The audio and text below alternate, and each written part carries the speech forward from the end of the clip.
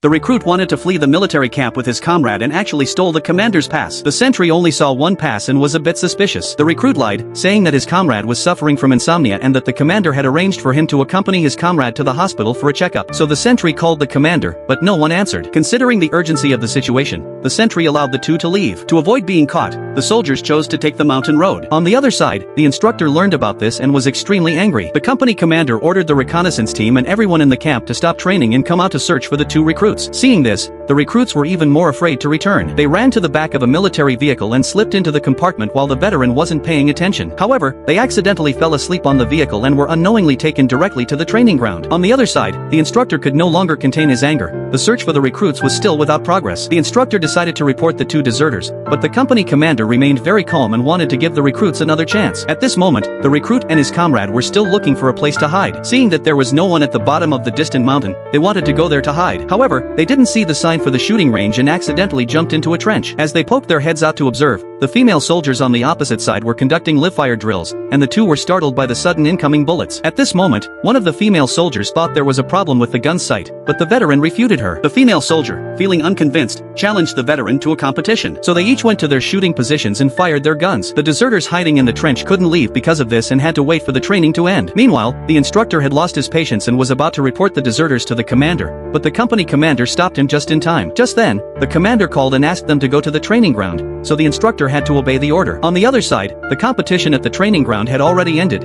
and the female soldier had lost to the veteran. At that moment, the company commander and the instructor arrived. The veteran used shells to bombard the target. The bombing caused the recruit's comrade to temporarily lose his hearing, and the recruit couldn't bear it. He found a white cloth in the trench. The commander, through his binoculars, noticed that there were people in the trench and immediately ordered the shooting to stop. The two recruits finally escaped from the trench and received the punishment they deserved.